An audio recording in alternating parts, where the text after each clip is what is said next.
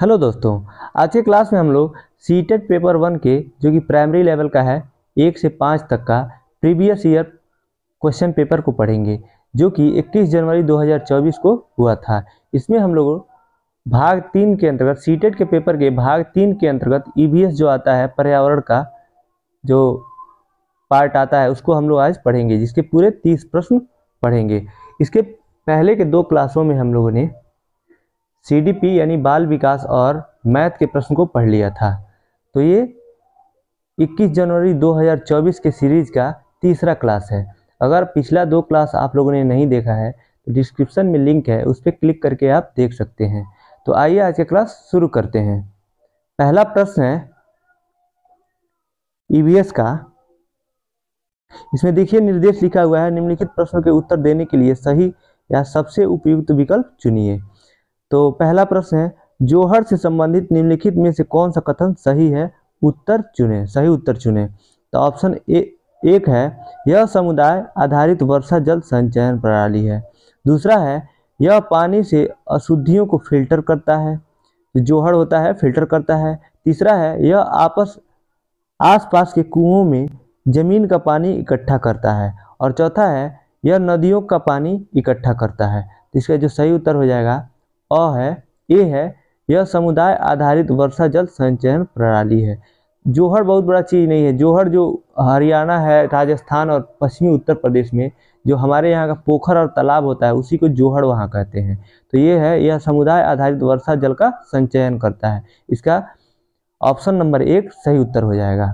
प्रश्न संख्या 62 है, यानी 60 तक हम लोगों ने पढ़ा था, 30 तक पढ़ा था सीडीपी और उसके 30 से 31 से 60 तक पढ़ा था मैथ का क्वेश्चन, और 61 से 90 तक हम लोग पढ़ेंगे ईवीएस का प्रश्न। तो ये तीसरा क्लास यानी दूसरा प्रश्न यानी 62वां प्रश्न है, निम्नलिखित में से कौन सी रणनीति भोजन टीम को पढ़ाते समय पूछताछ को बढ़ावा देती है। भोजन, इसका ऑप्शन 1 है, छात्रों से विभिन्न खाद्य पदार्थों को चित्र एकत्र करने के लिए कहना। दूसरा है, सैंडविच या शिकंजी, लेमन वगैरह को बिना आग में पकाने का प्रदर्शन।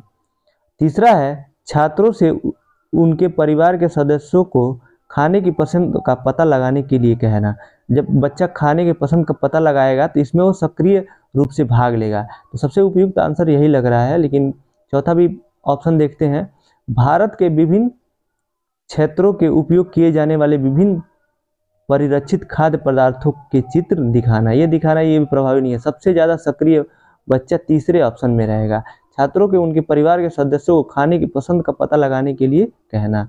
तो यानी वो सबसे पूछेगा और पता लगाएगा, तो सबसे सक्रिय भागीदारी उसमें होगी। इसके ऑप्शन नंबर 3 सबसे उचित है, यही सही उत्तर हो जाएगा। प्रश्न संख्या 63 है, एक ईवीएस शिक्षिका अपने छात्रों से सोचने और जवाब देने के लिए कहती है, हम सर्दियों के दौरान ऊनी कपड़ों में क्यों सहज महसूस करते हैं। इस तरह का प्रश्न है। प्रश्न ऑप्शन 1 है, अभिसारी प्रश्न। अभिसारी प्रश्न मतलब होता है कि जिसका एक उत्तर हो। इसका एक उत्तर तो होगा नहीं, बच्चा सोचेगा समझेगा और आंसर देगा, तो ये नहीं होगा। और दूसरा है विश्लेषणात्मक प्रश्न। ये देखिए विश्लेषणात्मक प्रश्न होगा, क्योंकि इसमें वो पता लगाएगा कि मतलब कि जब हम मोटे कपड़े पहनते हैं तो उसके बीच में हवा भर जाती है, जिससे कि बाहर का तापमान अंदर नहीं आ पाता है और शरीर का जो तापमान होता है अंदर बना रहता है। तो ये विश्लेषणात्मक प्रश्न है, तो इसका ऑप्शन नंबर 2 ही सही उत्तर हो जाएगा। बाकी भी ऑप्शन देखते हैं। तीसरा है काल्पनिक प्रश्न। काल्पनिक प्रश्न नहीं होगा। और चौथा है तथ्यात्मक प्रश्न, ये भी नहीं होगा। इसका सही आंसर है दूसरा।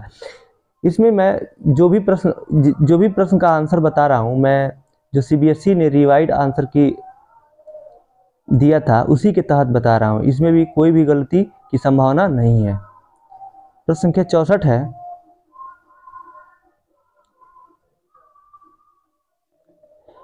एनसीईआरटी की ईवीएस पाठ्यपुस्तक के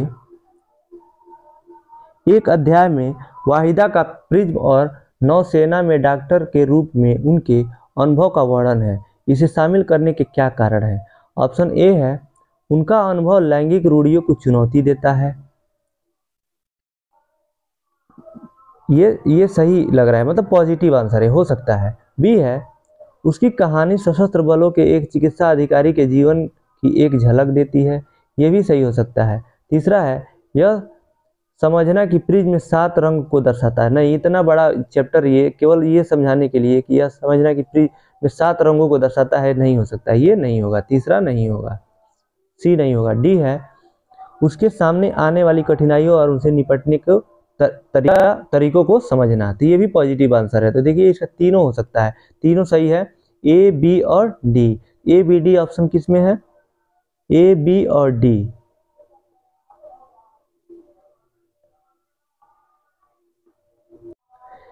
इसका जो ऑप्शन नंबर 4 है ए डी बी, देखिए ए लास्ट में दिया है, बी डी और ए, यही सही उत्तर हो जाएगा। अगला प्रश्न है प्रश्न संख्या 65। कक्षा 3 के एक ईवीएस शिक्षक एलेक्स ने हम चीज़ें कैसे बनाते हैं थीम की शुरुआत करते हुए अपने छात्रों को कागज की रंगीन पट्टियों को काटने और पट्टियों को चटाई बनाने में मदद की। एक सुंदर चटाई बनाने के लिए किनारों को एक साथ चिपकाया जाता है। निम्नलिखित में से किस उद्देश्य से एलेक्स को अपने छात्रों को ध्यान केंद्रित करने में मदद करनी चाहिए? ऑप्शन ए है रंग पैटर्न के बारे में सिखाना और सौंदर्य बोध विकसित करना, हाँ ये करना चाहिए, पॉजिटिव है। बी है इस गतिविधियों को बुनकरों द्वारा की जाने वाली बुनाई से संबंधित करना, ये भी सही है, ये भी हो सकता है। तीसरा है चटाई को बनाने की विधि के चरणों को याद करना, ये नहीं होगा। जहाँ भी याद करना और रटना आएगा वो आंसर कभी सही नहीं होगा, तो सी नहीं होगा। डी है आकर्षक रंगों के पेपर चुनना और स्ट्रिप्स को पूरी तरह से काटना सिखाना, ये भी सही है, ये भी सीखना अच्छी बात है, मतलब कि ये भी पॉजिटिव आंसर है। इसका जो सही उत्तर है इसमें भी ए बी और डी। देखिए किस ऑप्शन में ए बी डी दिया हुआ है, तो इसका ऑप्शन जो एक है ए बी डी यही सही उत्तर हो जाएगा। प्रश्न संख्या 66 है प्रत्येक परिवार में सदस्यों की संख्या और पानी की अनुमानित मात्रा की खपत का पता लगाने के लिए छात्र अपने घर और पड़ोस में एक सर्वेक्षण करते हैं। इस गतिविधि के माध्यम से कौन से कौशल और प्रक्रिया विकसित की जाती है? ऑप्शन एक है प्रश्न पूछना, प्रयोग करना, पर्यावरण के प्रति संवेदनशीलता। ये प्रयोग करना नहीं होगा, इसमें पता लगा रहा है तो बच्चा, तो इसमें प्रयोग नहीं कर रहा है वो, तो ये इसलिए ये ऑप्शन पहला नहीं होगा सही। दूसरा है पूछताछ, परिणाम निकालना, अभिव्यक्ति, ये सही हो सकता है, इसमें सब कुछ उचित है। परिणाम भी निकालेगा बच्चा, पूछताछ करेगा, उसी से परिणाम निकालेंगे। अभिव्यक्ति उसकी भी मतलब उसमें उसकी दिखेगी कि कितना वो नेतृत्व की भावना है उसमें। और तीसरा है परिकल्पना। परिकल्पना मतलब होता है निश्चित कल्पना, कल्पना नहीं करेगा, जो भी पूछेगा जो पता लगेगा उसको डायरेक्ट उसको उसका परिणाम निकालेगा। परिकल्पना की वजह से ये निगेटिव हो गया, तीसरा नहीं होगा। चौथा है अनुमान, ये भी अनुमान भी वही चीज़ है, अनुमान भी नहीं होगा, तो इसका जो सही उत्तर है दूसरा है पूछताछ, परिणाम निकालना और अभिव्यक्ति, यही उचित आंसर हो जाएगा इसका ऑप्शन नंबर 2। प्रश्न संख्या 67 है डॉक्टर मरीजों में मलेरिया की पहचान के लिए खून की जांच कराने के लिए निर्देश करते हैं। खून की जांच से क्या होता है? देखिए ऑप्शन एक है उसमें उपस्थित हीमोग्लोबिन का पता चलेगा, नहीं, अब इससे मतलब कि हीमोग्लोबिन का पता तो चलेगा, आप हीमोग्लोबिन का जांच कराएंगे तो, लेकिन ये नहीं पता लगेगा कि किस वजह से उसकी मलेरिया जो बीमारी हुई है, इसके संबंध में इसका ये आंसर उचित नहीं होगा, तो ये गलत हो जाएगा। दूसरा है उसमें उपस्थित लौह तत्व की मात्रा का पता चलेगा, ये भी आंसर नहीं होगा। तीसरा है उसमें मादा मच्छर के अंडों की उपस्थिति का पता चलेगा, ये भी नहीं होगा। और चौथा है उसमें उपस्थित जीवाणुओं का पता चलेगा, हाँ उसमें उपस्थित जीवाणु का पता चलेगा, यही सही उत्तर हो जाएगा। उसमें जब ब्लड जांच होता है मलेरिया का पता लगाने के लिए, तो उसमें प्लाज्मोडियम की उपस्थिति होती है, तो वो मलेरिया पॉजिटिव होता है, और उसमें प्लाज्मोडियम की उपस्थिति नहीं होती है तो वो मलेरिया नहीं होता है, मतलब निगेटिव होता है। इसका जो सही उत्तर होगा चौथा होगा। प्रश्न संख्या 68 है मधुमक्खियों के छत्तों के बारे में नीचे दिए गए कथनों पर विचार कीजिए। ऑप्शन एक है मधुमक्खियाँ शहद के छत्तों में रहती हैं, हर छत्ते में एक रानी मक्खी होती है जो अंडे देती है, ये सही है। एक ही पूरे मधुमक्खी के छाते में एक ही रानी मक्खी होती है जो अंडे देती है, बाकी सब श्रमिक होते हैं। तो ये पहला सही है। देखिए दूसरा है, छत्ते में कुछ नर मक्खी भी होते हैं जो छत्ते के लिए श्रमिक के रूप में विशेष कार्य करते हैं। यहाँ विशेष आ गया तो ये आंसर नहीं होगा। जो नर का बहुत बड़ा महत्व नहीं होता है, नर होते हैं लेकिन बहुत कम होते हैं, लेकिन उनका कुछ विशेष महत्व नहीं होता है, तो इसलिए ये गलत हो जाएगा। तीसरा है, छत्ते में अधिकांश मादा मक्खियाँ श्रमिक मक्खियाँ होती हैं जो दिन रात छत्ते को बनाने और बच्चों को पालने का कार्य भी करती हैं। ऐसा नहीं है, वो श्रमिक होती हैं लेकिन दिन रात छत्ता और बच्चों को पालने का काम नहीं करती हैं, तो ये भी नहीं होगा। चौथा है डी, श्रमिक मक्खी शहद के लिए रस की खोज के लिए लीची के फूलों के चारों ओर चक्कर लगाते हैं। ये सही उत्तर होगा, मतलब डी भी सही है और पहला सही है। तो देखिए ए और डी किस में सही दिया है, चौथे में दिया है ए और डी, तो इसका सही उत्तर हो जाएगा ऑप्शन नंबर 4। प्रश्न संख्या 69 है, ईवीएस की पाठ्य पुस्तकों को विद्यार्थी स्कूल के जीवन को उनके बाहर के जीवन से जोड़ने की एनसीएफ 2005 की सिफारिश को प्रतिबिंबित करना चाहिए। इसका अर्थ है, ऑप्शन 1 है, विद्यार्थी ईवीएस के महत्वपूर्ण अवधारणा को याद करने के लिए बाध्य है। ऐसा नहीं है, याद करने के लिए बाध्य है, ये नहीं होगा इसका सही उत्तर। दूसरा है, पाठ्य पुस्तक का ज्ञान एकमात्र स्रोत है। जब एकमात्र आ गया तो ये भी आंसर इसका सही नहीं होगा। तीसरा है, पाठ्य पुस्तकें विद्यार्थियों को उनके आसपास के सभी स्रोतों के माध्यम से ज्ञान का निर्माण करने में सहायता करती हैं। देखिए बिल्कुल सही आंसर यही है, तीसरा। और चौथा है, ऑप्शन देखते हैं, शिक्षकों को पाठ्य पुस्तकों को शिक्षण अधिगम संसाधनों में एक संसाधन के रूप में उपयोग करने की आवश्यकता है। ये भी पॉजिटिव है, लेकिन जो सबसे उपयुक्त आंसर तीसरा ही है, क्योंकि उनके आसपास के सभी स्रोतों के माध्यम से ज्ञान का निर्माण करने में सहायता करना, यानी उनके ज्ञान का संबंध उनके आसपास की चीज़ों से दिखाया जा रहा है, जोड़ के किया जा रहा है, तो यही सही उत्तर हो जाएगा। प्रश्न संख्या 70 है, पक्षियों का अध्ययन करने वालों ने यह प्रेक्षण किया कि पक्षियों को एक विशेष प्रकार में नर पक्षी अपने अपने घोंसले बनाते हैं। मादा पक्षी उन सभी घोंसलों को देखती है, उनमें से जो सबसे अच्छा लगता है उसमें ही वह अंडे देने का निश्चय करती है। इस पक्षी का नाम बताइए। तो ये प्रक्रिया जो होती है वीवर पक्षी में होती है। इसका ऑप्शन नंबर 2 सही हो जाएगा। इसमें नर पक्षी अलग अलग सभी एक एक घोंसला बनाते हैं और मादा पक्षी उसका देखती है, सभी घोंसलों को जो अच्छा लगता है उसमें अंडे देती है। तो ये जो गुण होता है वीवर पक्षियों में होता है, तो सही उत्तर ऑप्शन नंबर 2 हो जाएगा। प्रश्न संख्या 71 है, निम्नलिखित कथन ए तथा कथन बी को ध्यान से पढ़ें तथा सही विकल्प का चुनाव करें। तो इसका कथन ए है, लगभग 4700 वर्ष पूर्व सिंधु तथा इसकी सहायक नदियों के किनारे कुछ आरंभिक नगर फले फूले, तो ये सही है। बी है कथन, गंगा तथा इसकी सहायक नदियों के किनारे नगरों का विकास लगभग 1500 वर्ष पूर्व हुआ, ये गलत है। 1500 पूर्व नहीं, 2500 वर्ष पूर्व हुआ, यानी 2500 वर्ष पूर्व हुआ। तो ये यहाँ 1500 दिया है, इसलिए ये कथन बी गलत हो जाएगा। देखिए ऑप्शन में किस में है, ए सही है और बी गलत है। तो ऑप्शन तीसरा है, ए सही है किंतु बी गलत है, यही सही उत्तर हो जाएगा। प्रश्न संख्या 72 है, निम्नलिखित में कौन बाल केंद्रित रणनीतियों को सबसे अच्छा दर्शाता है। ऑप्शन ए है चर्चा करना। देखिए चर्चा करना में बच्चा भी शामिल होगा, तो ये हो सकता है, ये होगा। दूसरा है प्रदर्शन में शिक्षक प्रदर्शन करेगा, कुछ दिखा के बच्चे को समझाएगा, इसमें ज़्यादा बच्चे की भागीदारी नहीं दिखती है, तो ये उतना सही उपयुक्त नहीं है। और तीसरा है व्याख्या तो बालक केंद्रित होगा ही नहीं, ये शिक्षक केंद्रित होता है।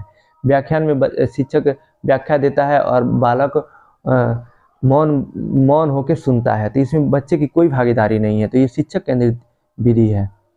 और जो डी ऑप्शन है सर्वेक्षण में ये बच्चा भी भाग लेगा, इसमें इसकी सक्रिय भागीदारी हो, मतलब बच्चा इसमें सक्रिय रूप से भाग लेगा। तो जो इसका ऑप्शन ए है चर्चा करना और डी है सर्वेक्षण, यही दोनों बाल केंद्रित होंगे। तो देखिए ऑप्शन किस में दिया है, ए और डी, तो ऑप्शन 4 में दिया है, ऑप्शन नंबर 4 ए और डी, यही सही उत्तर हो जाएगा।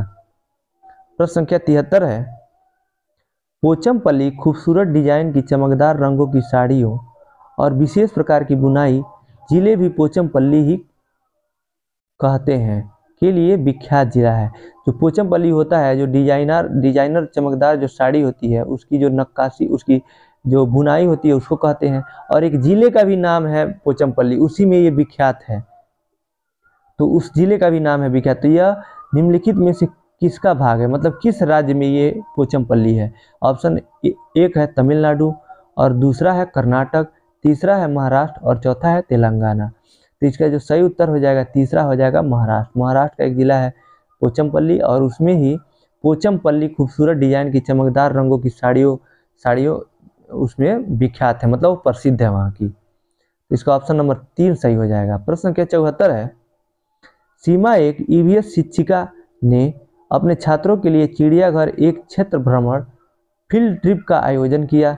निम्नलिखित में से कौन चिड़ियाघर की यात्रा के सबसे उपयुक्त उद्देश्य है? मतलब चिड़ियाघर बच्चों को ले जाने का सही उद्देश्य क्या है, क्या मतलब है, क्यों लेके गई शिक्षिका? ऑप्शन ए है चिड़ियाघर के जानवरों का नाम याद करना। देखिए फिर याद करना आ गया, जहाँ भी याद करना और रटना आएगा वो आंसर नहीं होगा, तो ये नहीं होगा। बी है जानवरों से संबंधित अवधारणाओं को जोड़ना, ये सही है, पॉजिटिव आंसर है, हो सकता है, होगा ही। और सी है प्रक्रिया कौशल को बढ़ावा देना, ये भी होगा। और डी है चिड़ियाघर में छात्रों के सीखने का आकलन, साथ साथ उनका आकलन भी हो जाएगा, कैसे बच्चे सीख रहे हैं ये भी होगा। तो देखिए किसमें बी सी डी सही है, किस ऑप्शन में है? तो B C D option number दूसरा जो है दो इसमें दिया हुआ है, तो सही आंसर हो जाएगा ऑप्शन नंबर 2। प्रश्न संख्या 75 है,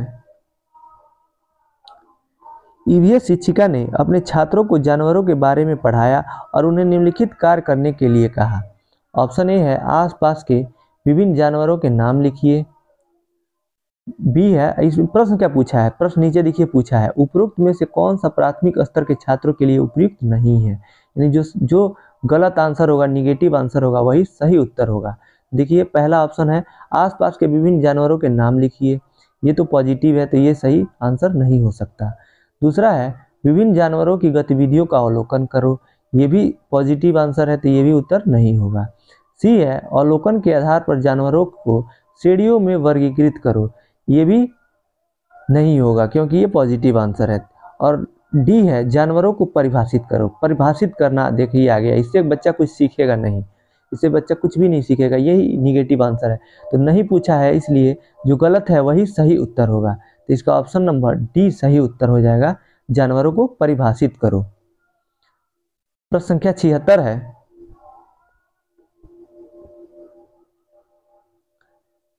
हरियाणा के सीमावर्ती राज्य हैं, सीमावर्ती मतलब बाउंड्री बनाने वाले राज्य हैं।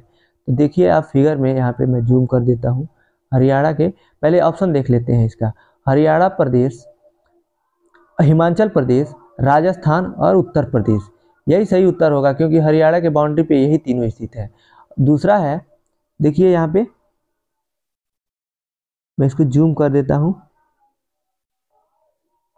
ये हरियाणा है ये, और ये ऊपर है हिमाचल प्रदेश ये, और इधर राजस्थान है और इधर उत्तर प्रदेश ये है, इसे तीनों सटे हुए हैं यानी बाउंड्री बना रहे हैं, तो यही सही उत्तर होगा पहला।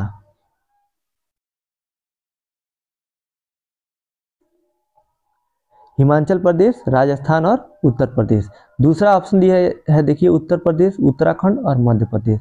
उत्तर प्रदेश उत्तराखंड तो है, देखिए उत्तराखंड ये है और उत्तर प्रदेश ये हरा वाला है, लेकिन मध्य प्रदेश ये पीला वाला है, और यहाँ पे है राजस्थान, ये हरियाणा, तो इसे बाउंड्री नहीं बना रहा है, तो मध्य प्रदेश दिया है, तो दूसरा ऑप्शन नहीं होगा। तीसरा है हिमाचल प्रदेश, पंजाब और बिहार, तो बिहार नहीं बनाता है, बिहार तो यहाँ पे है, देखिए यहाँ है बिहार और हरियाणा यहाँ पे है, तो ये तीसरा ऑप्शन भी नहीं होगा। चौथा है बिहार पंजाब, फिर बिहार आ गया, तो बिहार इससे दूर है, बाउंड्री नहीं बना पा, इसका सीमा नहीं बनाता है, इसका ऑप्शन ए ही सही होगा, हिमाचल प्रदेश, राजस्थान और उत्तर प्रदेश। प्रश्न संख्या 77 है,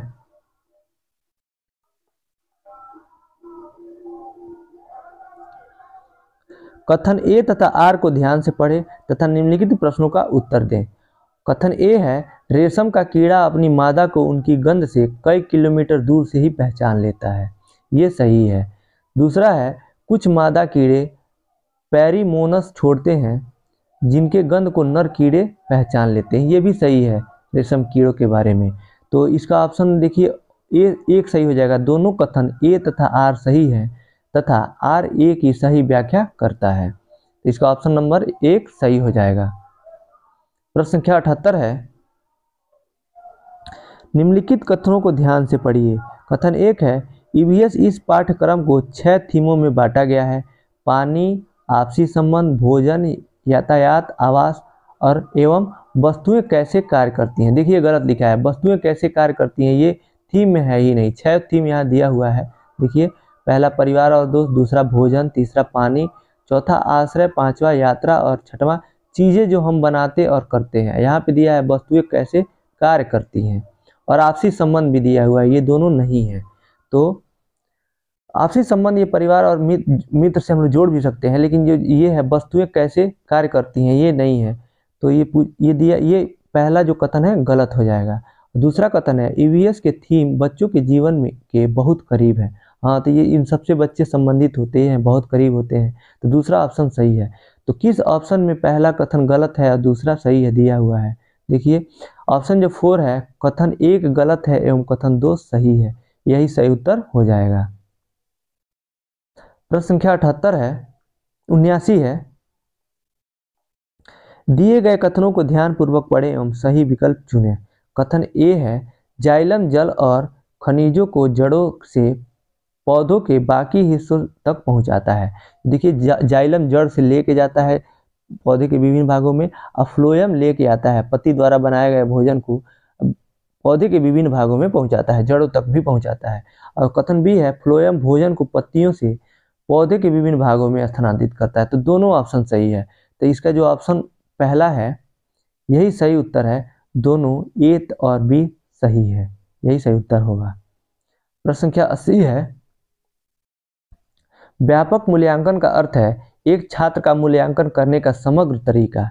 जिस तरीके से एक ईवीएस शिक्षक ईवीएस में व्यापक मूल्यांकन के लिए अपने छात्रों का आकलन कर सकता है वह है। तो इसका ऑप्शन 1 है, शिक्षकों का अवलोकन। शिक्षकों का अवलोकन ये भी सही है। दूसरा है अर्धवार्षिक और वार्षिक परीक्षा, ये भी सही है। और तीसरा है गतिविधियों के मूल्यांकन के लिए रेटिंग स्केल। तो रेटिंग स्केल भी, ये भी पॉजिटिव ही आंसर है, ये भी हो सकता है तीसरा। और चौथा है पोर्टफोलियो। तो किसी बच्चे के पोर्टफोलियो से उससे समग्र मूल्यांकन किया जाता है कि बच्चा जिस दिन से एडमिशन ले रहा है और आखिरी दिन तक उसने क्या क्या गलतियां की, क्या क्या अचीव किया, तो उसको हम लोग तैयार करते हैं एक रजिस्टर पे, उसको हम लोग पोर्टफोलियो कहते हैं। तो ये भी उचित आंसर है। तो देखिए इसका ऑप्शन सब सही है, मतलब चारों ऑप्शन सही है। तो जो सीबीएसई ने रिवाइड आंसर की दिया था उसमें इसके सामने प्रश्न के 80 के सामने जेड लिखा था और नीचे लिखा था जेड का मतलब होता है कि ऑल, मतलब इसमें सभी सही है। इसमें तो केवल एक के लिए दिया था, लेकिन बाद में देखा गया कि ये सभी आंसर सही हैं। तो जो भी बच्चा इसमें कोई भी टिक किया था उसको सबको कॉमन अंक मिला था। तो इसका जो ऑप्शन है सभी सही हो जाएंगे। प्रश्न संख्या 81 है, रवि ने एक गिलास में जल लिया, उसमें उसने एक साबुत नींबू डाल दिया। साबुत मतलब एक खड़ा नींबू, पूरा नींबू। फिर वह उस गिलास में बहुत सारा नमक डालता है, आधा चम्मच एक बार में। कुछ समय पश्चात उसने पाया कि, जब देखेंगे जब आप एक गिलास में नींबू डालेंगे तो पानी का जो होता है वो क्या बोलते हैं, घनत्व जो होता है कम होता है, नींबू डूब जाएगा। लेकिन और जो उसमें जब हम नमक मिला देते हैं तो पानी का घनत्व बढ़ जाता है, जिससे नींबू तैरने लगेगा। तो इसका ऑप्शन देखते हैं क्या क्या दिया है। ऑप्शन 1 है, नींबू जल में डूब गया।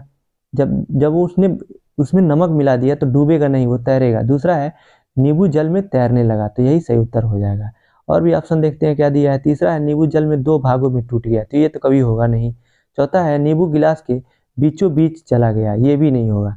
तो जिसका सही उत्तर है दूसरा है, नींबू जल में तैरने लगा, क्योंकि जल का घनत्व तो बढ़ गया।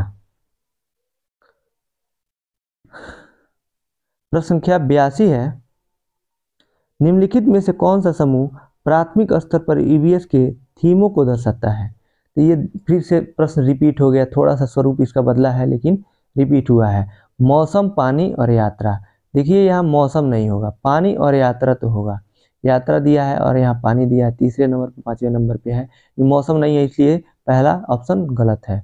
दूसरा है भोजन, पानी और आवास। तो देखिए भोजन, पानी और आश्रय, दूसरा ऑप्शन ही सही है। और तीसरा है परिवार, मित्र, यात्रा और प्राकृतिक संसाधन। जो प्राकृतिक संसाधन है ये नहीं होगा, इसलिए तीसरा ऑप्शन नहीं होगा। चौथा है आवास, यात्रा, चीजें जो हम बनाते और करते हैं। तो चीजें जो हम बनाते हैं और करते हैं है, और दूसरा है यात्रा भी है और आवास भी है, शेल्टर, भोजन। और इसका दूसरा क्या है, भोजन पदार्थ, सॉरी जो दूसरा, सॉरी यहाँ पे देखिए आप, दूसरा जो ऑप्शन है इसमें भोजन है, पदार्थ दिया है, पदार्थ नहीं है, थीम में कहीं भी पदार्थ नहीं है, इसलिए दूसरा भी नहीं होगा। पहला मौसम की वजह से नहीं हुआ है, और तीसरा प्राकृतिक संसाधन की वजह से नहीं हुआ है। चौथा है आवास, यात्रा, चीजें जो हम बनाते करते हैं, यही सही उत्तर होगा, ऑप्शन नंबर चौथा। इसमें से आप मिला लेंगे, 6 दिया हुआ है। प्रश्न संख्या 83 है, अल बरूनी के बारे में निम्नलिखित कथनों में से कौन सा कथन सही नहीं है? सही उत्तर चुनिए। देखिए यहाँ कंफ्यूजन हो सकता है, प्रश्न यहीं तक पूछा है, सही नहीं है। अब सही जो नहीं होगा, जो गलत होगा वही सही आंसर होगा। यहाँ पे बाद में लिख दिया है सही उत्तर चुने। सही उत्तर का चुने का मतलब कि जो नहीं है वही बताइए आप, वही सही उत्तर होगा। तो ऑप्शन 1 है, अल बरूनी जहाँ से आए थे उसे आजकल उज्बेकिस्तान कहते हैं, तो ये सही है, उज्बेकिस्तान से अल बरूनी आया था। दूसरा है 1000 से भी ज़्यादा साल पहले वह भारत आए थे, ये भी सही है। तीसरा है उसने भारत के उस समय के तालाबों के बारे में कुछ नहीं लिखा, तो यही सही उत्तर होना चाहिए, मतलब ये गलत होना चाहिए। देखते हैं चौथा ऑप्शन, उसने अपने लेखों में भारत के तालाबों बनाने की तकनीक की प्रशंसा की, ये भी सही उत्तर है। जो निगेटिव है तीसरा है, उसने भारत के उस समय के तालाबों के बारे में कुछ भी नहीं किया, कहा है उसने अपने लेख में तालाब बनाने की तकनीकी की प्रशंसा की है अल बरूनी ने।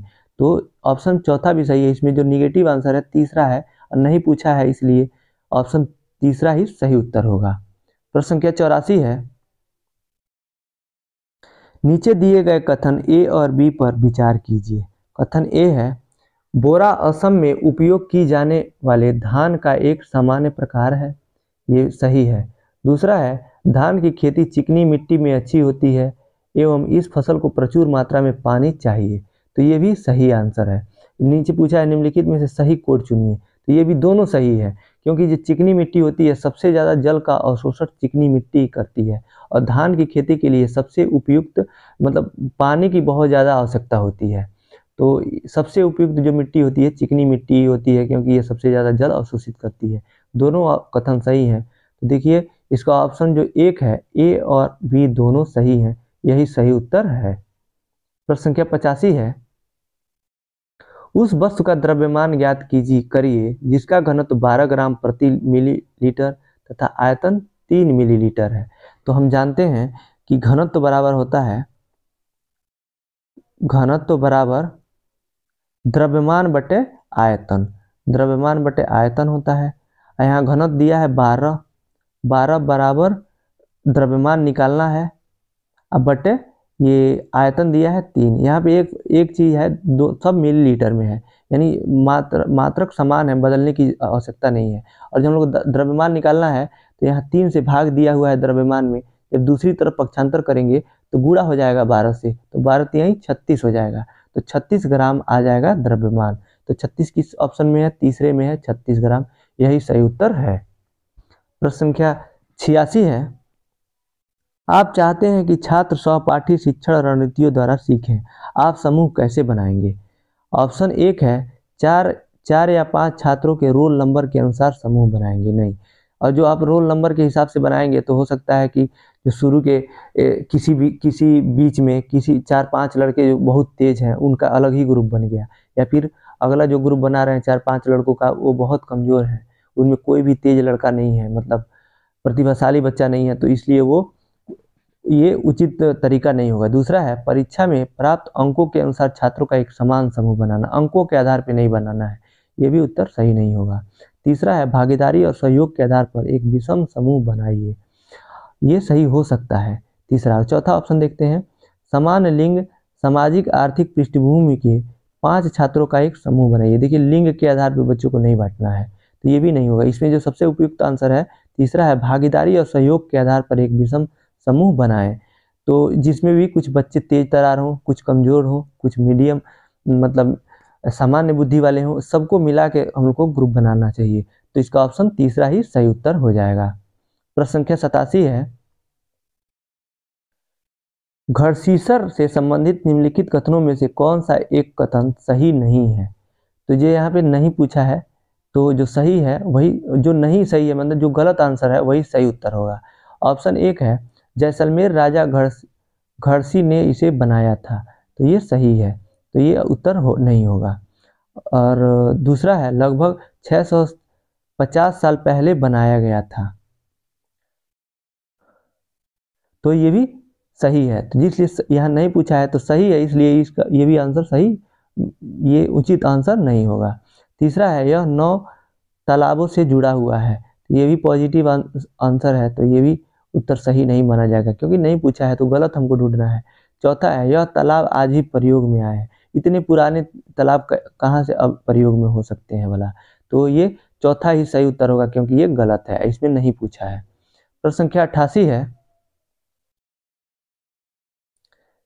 इसमें अभिकथन दिया है। देखिए थीम परिवार, देखिए थीम से 3 प्रश्न आ चुका, तीसरा प्रश्न है ये। थीम जो होता है परिवार और मित्र, ईवीएस में एक प्रमुख थीम है और पौधे और जानवरों को परिवार और मित्र के उप थीम के रूप में प्रस्तुत किया जाता है। तो हम जानते हैं कि परिवार एवं मित्र जो थीम होता है इसके 4 उप थीम होते हैं, आपसी संबंध, काम और खेल, जानवर और पौधे, ये जो चारों थीम है। तो उसी में से देखिए एक आया हुआ है पौधे और जानवर, 2 आए हुए हैं, तीसरा और चौथा, तो ये सही आंसर मतलब ये अभिकथन है जो सही है। और कारण है इसका, थीम के द्वारा मनुष्य और जीवन के अन्य रूपों को अन्योन्याश्रितता पर प्रकाश डाला गया है, तो ये भी सही है, ये भी सही है। तो इसका जो आंसर हो जाएगा ऑप्शन नंबर पहला दिया है, अभिकथन और कारण दोनों सही है और कारण अभिकथन की सही व्याख्या है, तो यह इसका सही उत्तर हो जाएगा। बाकी में देखिए ऑप्शन जो दूसरा है, अभिकथन और कारण सही है लेकिन कारण अभिकथन की व्याख्या नहीं करता है, हालांकि करता है, तो ये दूसरा ऑप्शन गलत हो जाएगा। तीसरा है, अभिकथन सही है लेकिन कारण गलत है, ऐसा नहीं है, दोनों सही है, तो ये भी ऑप्शन गलत है। चौथा है, अभिकथन गलत है परंतु कारण सही है, तो ये भी गलत है क्योंकि दोनों सही हैं। तो इसका पहला ही उचित आंसर है, इसलिए पहला सही उत्तर होगा। प्रश्न संख्या 89 है, दिए गए कथनों को ध्यानपूर्वक पढ़ें और सही विकल्प चुनें। अभिकथन ए है, हम अधिक ऊंचाई की तुलना में समुद्र तल पर खाना आसानी से पका सकते हैं, ये सही है क्योंकि जितना ऊपर जाते हैं दाब की मात्रा घटते जाती है जिससे खाना देरी से पकता है, और समुद्र तल पे जब हम नीचे रहते हैं तो यहाँ पे प्रेशर ज़्यादा रहता है, वायुमंडलीय दबाव ज़्यादा रहता है, तो खाना जल्दी पक जाता है, ये सही है। कारण है इसका, अधिक ऊंचाई पर पानी का क्वथनांक बढ़ जाता है, ऐसा नहीं है, अधिक ऊंचाई पे क्वथनांक घट जाता है क्योंकि दाब का मात्रा कम हो जाता है, ये गलत है। तो किस ऑप्शन में है, पहला सही है दूसरा गलत है। ऑप्शन एक है, दोनों ए और आर सत्य हैं, तो ये नहीं होगा, दोनों कहाँ सत्य हैं, केवल एक सत्य है। दूसरा है, दोनों ए और आर सत्य हैं, ये भी नहीं होगा। तीसरा है, ए सत्य है लेकिन आर असत्य है, तो यही सही उत्तर हो जाएगा तीसरा, ए सत्य है लेकिन आर असत्य है। प्रश्न संख्या 90 है जो कि अंतिम प्रश्न है। कक्षा 5 की ईवीएस शिक्षिका नीना अपने छात्रों को एक समूह असाइनमेंट देती है कि उन्हें पास के कृषि फार्मों का दौरा करना है और कृषि के दौरान किसानों द्वारा उपयोग किए जाने वाले उपकरणों और उनके द्वारा उगाई जाने वाली फसलों के बारे में जानकारी प्राप्त करनी है। उन्हें फोटो भी कलेक्ट कर रिपोर्ट तैयार करनी है। यहाँ कौन से कौशल और सीखने के संकेतिक शामिल हैं, तो देखिए क्या क्या शामिल है। ऑप्शन एक है, प्रश्न करना, प्रश्न जब बच्चा जाएगा वहाँ तो किसान से प्रश्न करेगा, ये तो है। अभिव्यक्ति करना, अभिव्यक्ति होगा। परिणाम निकालना, ये भी पॉजिटिव है, परिणाम तो निकलेगा जब उसमें वो जाके और वो उसको एक तरह से सर्वे का काम दिया गया है तो उसमें तो परिणाम निकालेगा ही बच्चा, तो ये हो सकता है। अब देखते हैं और भी ऑप्शन। दूसरा है प्रश्न पूछना, प्रयोग करना, प्रयोग नहीं होगा क्योंकि बच्चा प्रयोग नहीं कर रहा है, किसान प्रयोग करना है, बच्चे को केवल पता लगाना है, तो इसलिए दूसरा ऑप्शन गलत हो जाएगा। तीसरा है परिकल्पना करना। परिकल्पना करना का मतलब होता है निश्चित अनुमान लगाना, तो इसमें अनुमान भी नहीं लगाएगा बच्चा, जाएगा जो देखेगा, जो परिणाम निकलेगा उसी को वो तैयार कर लेगा, मतलब वो परिणाम में हो जाएगा उसका, तो ये तीसरा भी नहीं होगा। चौथा है अनुमान। अनुमान फिर से आ गया, तो ये भी नहीं होगा। तो इसका जो सबसे उपयुक्त आंसर है प्रश्न करना, अभिव्यक्ति करना और परिणाम निकालना, यही सही उत्तर है पहला। तो इसी के साथ आज का ये क्लास यहीं समाप्त होता है। कैसा लगा वीडियो आपको कमेंट बॉक्स में बताइएगा। और इसके पहले हम लोगों ने 2 क्लास अपलोड कर लिया था, और जो आपने नहीं देखा है 2024 के ही सीरीज का CTP और मैथ, तो डिस्क्रिप्शन में लिंक है, आप वहां से देख सकते हैं। और अगर आपको वीडियो ये अच्छा लगा तो वीडियो को लाइक कीजिए, अपने दोस्तों के पास शेयर कीजिए, और चैनल पे नए हैं तो चैनल को सब्सक्राइब कीजिए। इस वीडियो को देखने के लिए आपका बहुत बहुत धन्यवाद दोस्तों।